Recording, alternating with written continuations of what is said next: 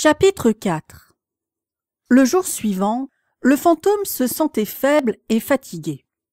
La terrible agitation qu'il avait connue au cours des 4 dernières semaines commençait à faire son effet. Il avait les nerfs absolument à vif et sursautait au moindre bruit.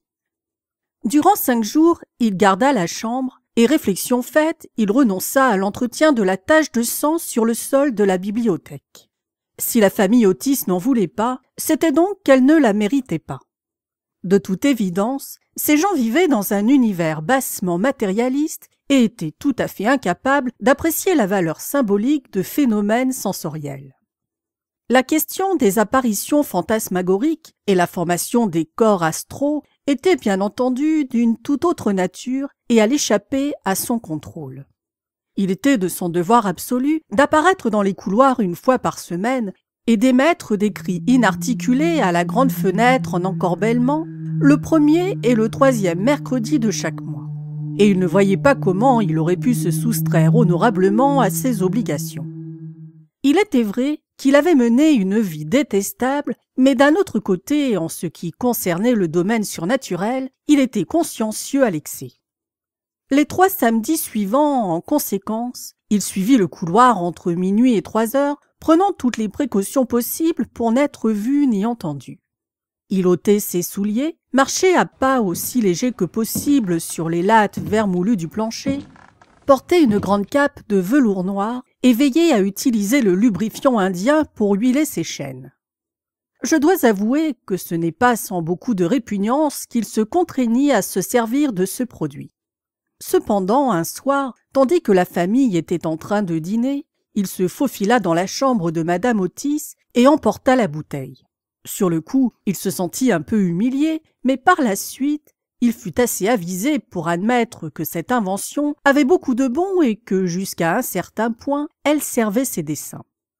Mais en dépit de tout, il ne s'en tira pas sans dommage. Constamment, il rencontrait des ficelles tendues en travers du couloir sur lesquelles il butait dans l'obscurité, et une nuit, alors qu'il s'habillait en vue d'interpréter le rôle d'Isaac le Noir ou le chasseur du bois d'Augley, il avait fait une très mauvaise chute en glissant sur une planche inclinée enduite de beurre que les jumeaux avaient disposée devant l'entrée de la salle aux tapisseries en haut du grand escalier de chêne.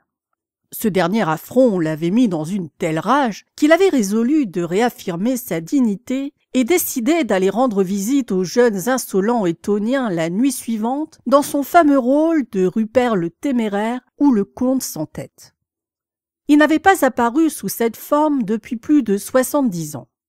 En fait, par depuis qu'ainsi déguisé, il avait tant effrayé Lady Barbara Modish qu'elle avait brusquement rompu ses fiançailles avec le grand-père de l'actuel Lord Canterville et s'était enfui à Gretna Green avec le beau Jack Castleton en déclarant que rien ne pourrait l'inciter à prendre époux dans une famille qui permettait à un fantôme aussi horrible de se promener sur la terrasse au crépuscule. Plus tard, le pauvre Jack avait été tué en duel par Lord Canterville dans le parc de Wandsworth et Lady Barbara était morte de chagrin à Tunbridge Wells avant que l'année fût écoulée, si bien qu'à tous égards, on pouvait parler d'un succès complet. C'était toutefois une composition très difficile à réaliser, si je puis appliquer une expression aussi scénique à l'un des plus grands mystères du monde surnaturel, ou, pour avoir recours à un terme plus scientifique, le monde supranaturel, et il lui fallut 3 bonnes heures pour achever ses préparatifs. Enfin, tout fut prêt, et il était enchanté de son aspect. Les hautes bottes de cuir, qui faisaient partie de son costume, étaient un peu trop grandes pour lui, et il ne put trouver qu'un seul des 2 pistolets d'arçon.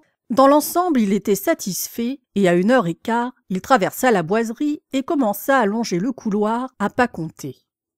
Comme il atteignait la chambre occupée par les jumeaux, qui, je dois le préciser, était appelée la chambre bleue en raison de la couleur de ses tentures, il trouva la porte entrebâillée. Désireux de faire une entrée spectaculaire, il poussa brusquement le panneau et reçut un lourd brodeau qui l'inonda et lui manqua l'épaule gauche d'un cheveu. Au même instant, il entendit des hurlements de rire étouffés qui venaient des 2 lits à baldaquin. La surprise lui causa un tel choc nerveux que dans une fuite éperdue, il courut s'enfermer dans sa chambre où, le jour suivant, il se trouva cloué au lit par une grippe sévère. Du moins dans son malheur eut-il une consolation. Il avait laissé sa tête chez lui, car s'il l'avait mise sur ses épaules, les conséquences auraient pu être dramatiques pour lui. Ayant désormais renoncé à tout espoir d'effrayer cette grossière famille d'Américains, il se contenta, pour la bonne règle, de rôder dans les couloirs avec des chaussons de lisière aux pieds, une épaisse écharpe rouge autour du cou contre les courants d'air et armé d'une petite arquebuse au cas où il serait attaqué par les jumeaux.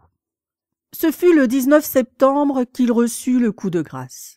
Il était descendu dans le gros hall d'entrée, certain de ne pas y être molesté, et il s'amusait à ironiser sur les grandes photos du ministre des États-Unis et de sa femme, signées Saroni, qui avaient maintenant pris la place des portraits d'ancêtres de la famille Canterville.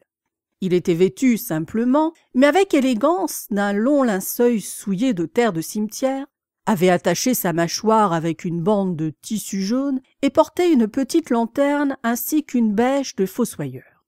En fait, il était déguisé en Jonas le déterré ou le voleur de cadavres de Tchernébarn, une de ses créations les plus remarquables, création dont les Canterville avaient toute raison de se souvenir, car c'était là la véritable origine de leur querelle avec leur voisin, Lord Rufford.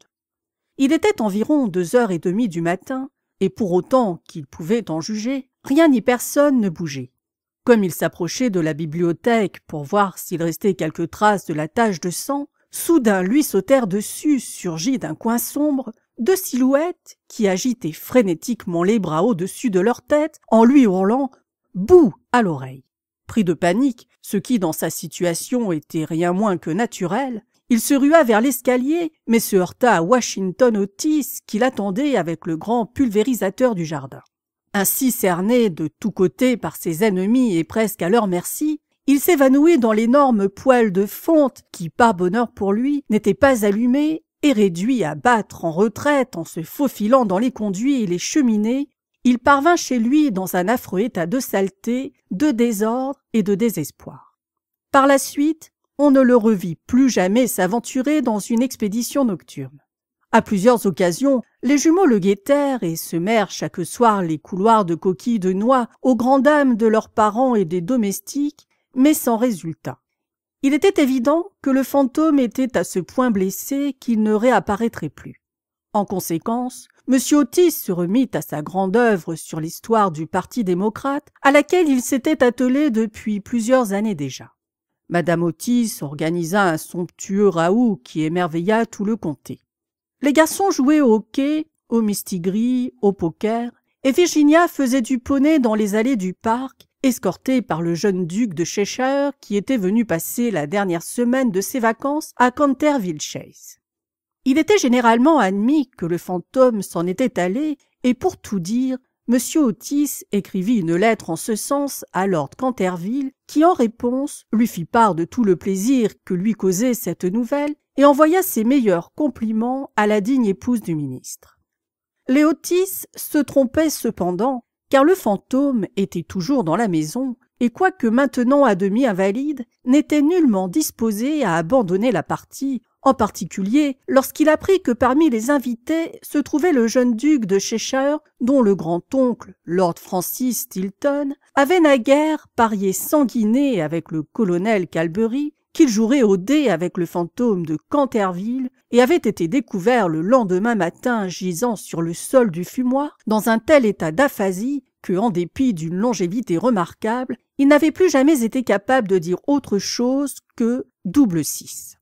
L'histoire avait fait grand bruit à l'époque, encore que, bien entendu, par respect pour les sentiments des 2 nobles familles, tout avait été tenté pour la garder secrète, et l'on pourra trouver un exposé détaillé de toutes les circonstances qui avaient entouré l'affaire dans le 3e volume des souvenirs du prince régent et de ses amis de Lord Tattle. Le fantôme tenait donc beaucoup à montrer qu'il n'avait pas perdu son influence sur les Stilton, dont il était en vérité un parent éloigné, sa première cousine germaine ayant épousé en secondes noces le sieur de Bulkeley, dont, comme chacun sait, descendait la lignée des ducs de Cheshire. Il prit en conséquence ses dispositions pour apparaître au jeune soupirant de Virginia sous son aspect du moine vampire ou bénédictin exsangue, Une apparition tellement horrible que lorsque la vieille Lady Startup en avait été témoin, elle s'était mise à pousser des cris perçants qui, à leur paroxysme, avaient déclenché chez elle une crise d'apoplexie et qu'elle était morte dans les 3 jours après avoir déshérité les Canterville, ses plus proches parents, et laissé toute sa fortune à son apothicaire de Londres. Au dernier moment, malgré tout, la terreur que lui inspiraient les jumeaux l'empêcha de sortir de sa chambre et le petit duc dormit en paix sous le vaste dais emplumé de la chambre royale où il rêva de Virginia.